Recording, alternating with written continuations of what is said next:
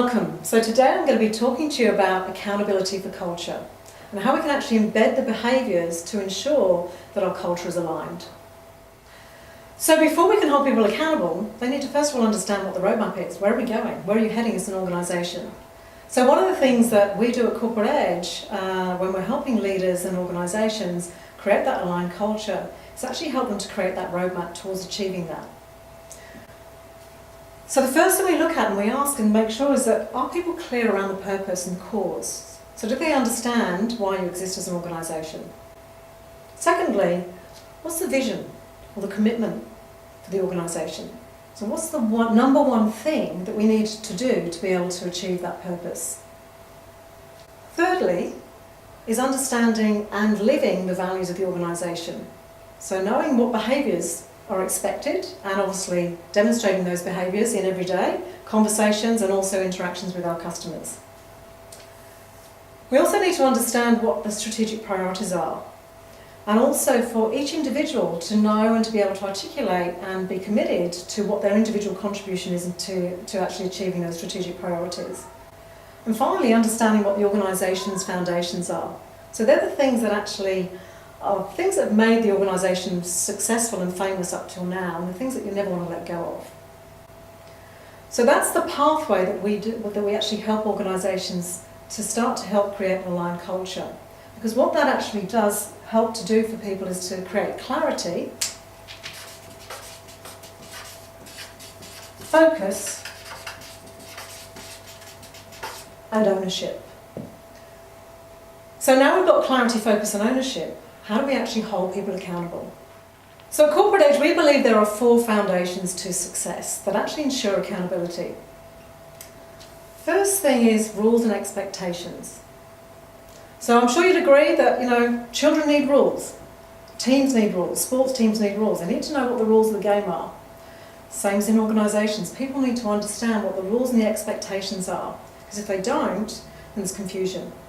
So that's the first thing that needs to be put into place to ensure accountability. Second thing is we've got to inspect what we expect. And quite often what happens is that people are inspecting the wrong things.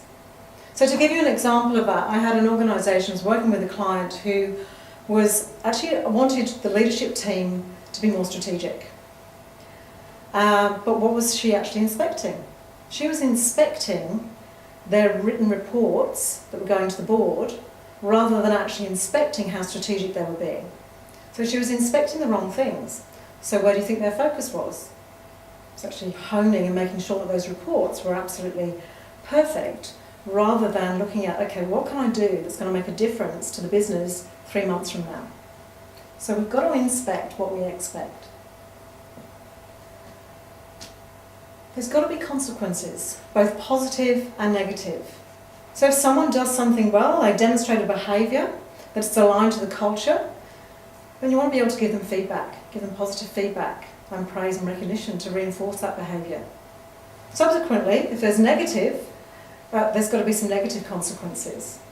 And so there's another piece of feedback that will be required to actually make that person aware of the impact they may be having if they're not actually demonstrating a behaviour that's aligned to the culture that you want to actually set the scene for.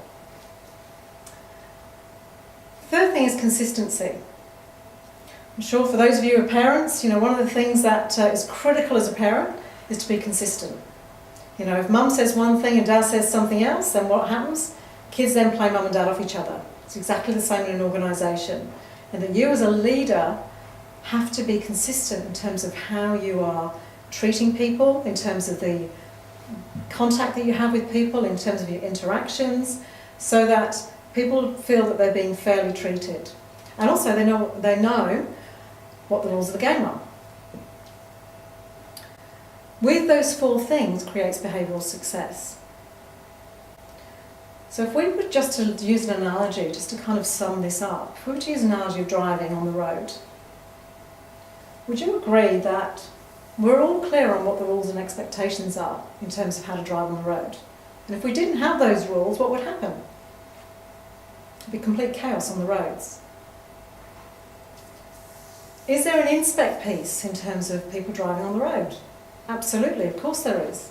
You know, we've got police cars, we've got cameras, speed cameras that are actually doing the inspect to make sure that what we expect is actually being followed through. And if we don't follow through, there's some consequences. You know, we'll get fines, we'll get speeding tickets, we may lose our licence. And finally, there's consistency. So the rules don't change according to, you know, the policeman who happens to be on duty that day. Those rules and the behaviours are really clear from day in, day out.